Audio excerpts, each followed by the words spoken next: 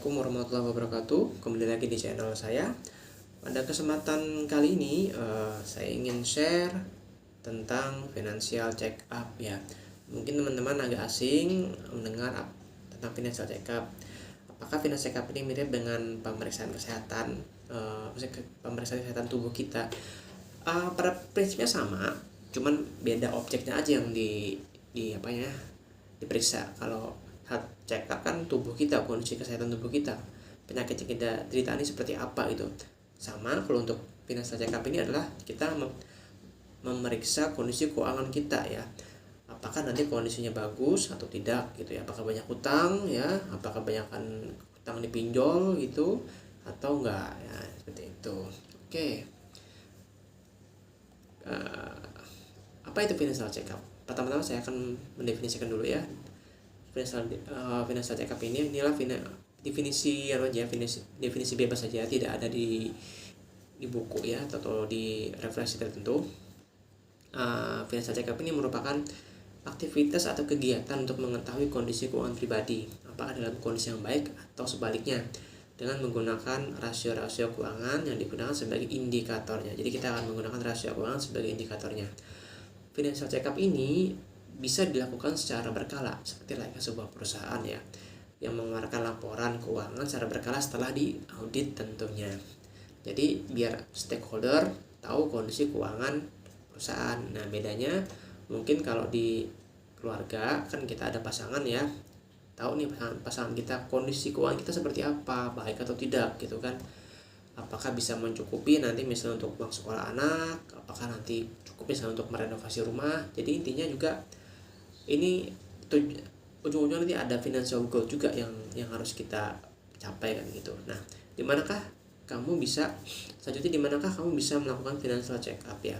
Sebenarnya kita bisa melakukan financial check up ini sendiri di rumah ya. Jadi nanti ada rasio-rasio keuangan yang umum dipakai sebagai indikatornya. Namun karena ini sifatnya pribadi, maka perhitungannya ini akan disederhanakan dan disesuaikan dengan kebutuhan kita. Ini based on pada kaidah perencanaan keuangan ya.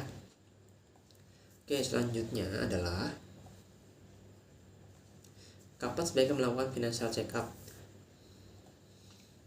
Kapan saja bisa sebenarnya dilakukan, tapi memang sebaiknya dilakukan secara berkala, baik sebulan sekali, 6 bulan sekali, atau mungkin setahun ya. Kalau untuk keuangan pribadi kita ya sebulan sekali oke, nggak masalah, karena memang bisa dilakukan setiap hari di rumah dan bisa kita lakukan sendiri gitu kan. Selanjutnya adalah kenapa melakukan financial check up. Nah, mungkin ada sewaktu-waktu Anda merasa terlalu boros. Kenapa dalam 1 bulan ini gaji kok cepat sekali habis, penghasilan kita kemana aja larinya kan gitu.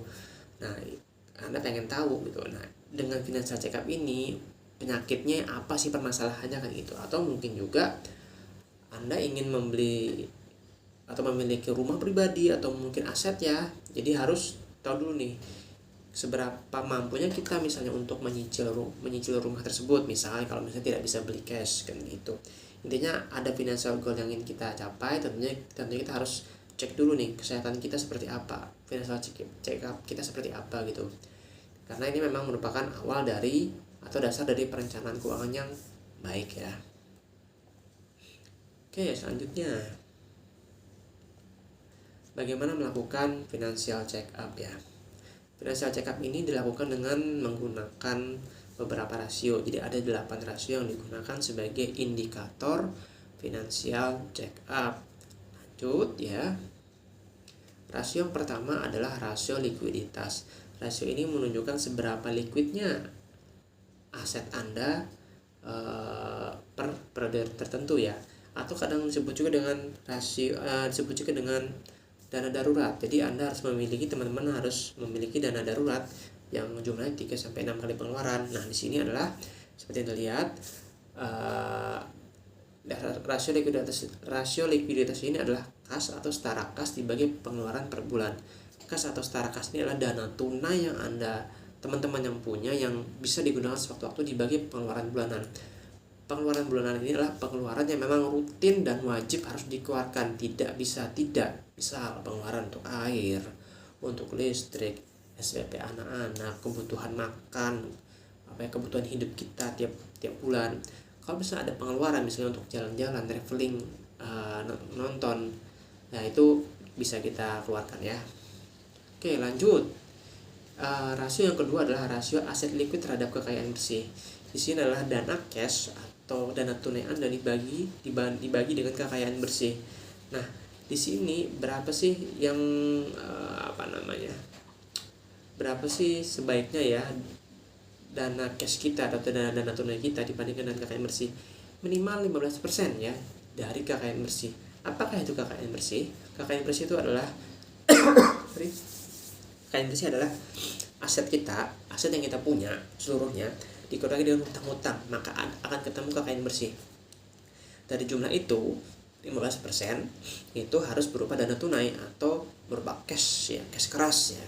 Jadi siap digunakan sewaktu-waktu. Mirip-mirip dengan konsep dana darurat yang tadi sudah saya sebutin. Selanjutnya rasio yang ketiga adalah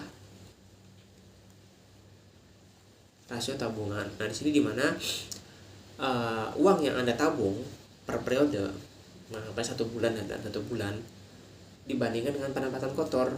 Nah, minimal di sini adalah 10% ya. Jadi gaji 10 juta, nabung 1 juta, nah 10%. Kalau lebih daripada itu bagus, cakep. Oke, lanjut. Rasio perbandingan hutang. Inilah total hutang dibagi total aset ya. Di sini adalah maksimal adalah 50%. Jadi aset Anda itu tidak boleh proporsinya 50%-nya hutang ya. Jadi jangan sampai 50%, maksimal 50% lah intinya ya, seperti itu. Jangan sampai seluruh aset Anda tuh berupa hutang, repot itu nanti. Lanjut. Rasio yang berikutnya adalah debt service coverage ratio. Nah, ini buat Anda yang masih cicil-mencicil ya, urusan cicil, baik nyicil rumah, nyicil mobil. Nah, ini ya, total cicilan Anda atau cicilan teman-teman dalam 1 bulan atau 1 periode itu tidak boleh melebihi 35%. Misal nih, gaji 10 juta, cicilan rumah, mobil dan lain-lain tuh hampir 4 juta. Itu berarti udah 40%. Oh, jangan ya, sebaiknya tidak. Cukup 35% saja, maksimal 35% ya. Karena kalau lebih daripada itu nanti bisa gali lubang tutup lubang, repot kita nanti juga. Lanjut.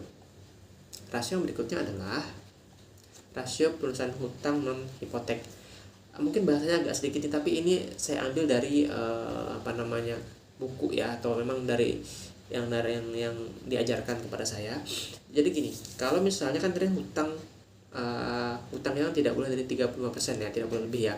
Nah, hutang itu kan pasti ada juga mungkin yang kita beli barang-barang konsumtif, mungkin seperti kita beli HP, beli mobil, beli sepeda motor, itu kan yang hutang non hipotek atau bukan KPR. Nah, itu jumlahnya tidak boleh dari 15% dari 15% dari pendapatan kita. Jadi itu adalah cicilan kita ya, yang tiap bulan tidak boleh dari 15% ya.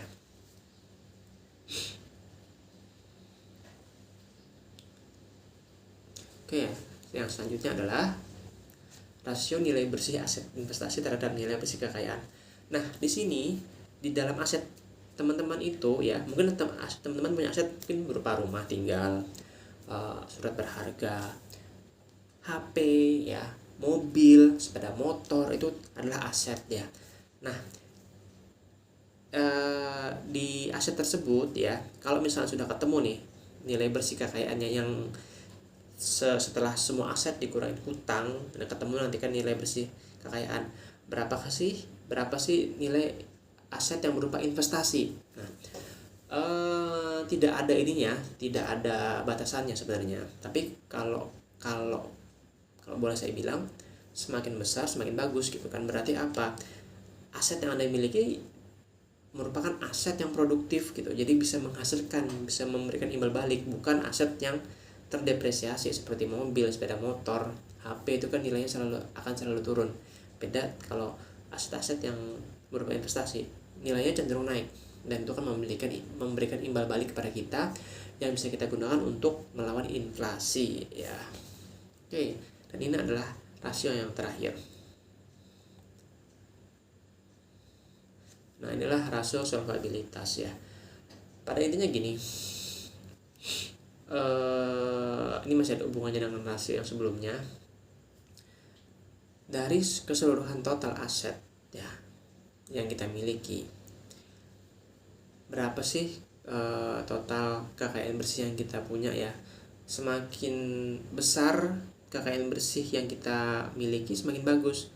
Tapi kalau semakin kecil itu akan apa ya? Mengarah ke bangkrutan ya, intinya gitu. Karena aset kita kan kebanyakan hutang. Intinya kita kebanyakan beli aset tapi ngutang. Beda kalau misalnya kita beli aset cash gitu. Jadi kalau misalnya Anda punya aset proporsinya banyak hutang ya, mungkin itu harus gimana ya caranya ya, Anda harus bisa mengurangi proporsi tersebut ya. Jadi jangan sampai terlalu kebanyakan hutang. Oke, mungkin itu tadi ya bagaimana kita melakukan financial check up, kenapa kita perlu melakukan financial check up, fungsinya apa, kan begitu. Nah, kalau teman-teman merasa video ini bermanfaat, silahkan like, komen, dan share. Jangan lupa untuk subscribe juga di channel ini ya. Oke, terima kasih sudah mau menonton. Semoga video ini bermanfaat bagi diri saya pribadi juga dan bagi teman-teman yang nonton video ini. Terima kasih sudah mau menonton. Wassalamualaikum warahmatullahi wabarakatuh.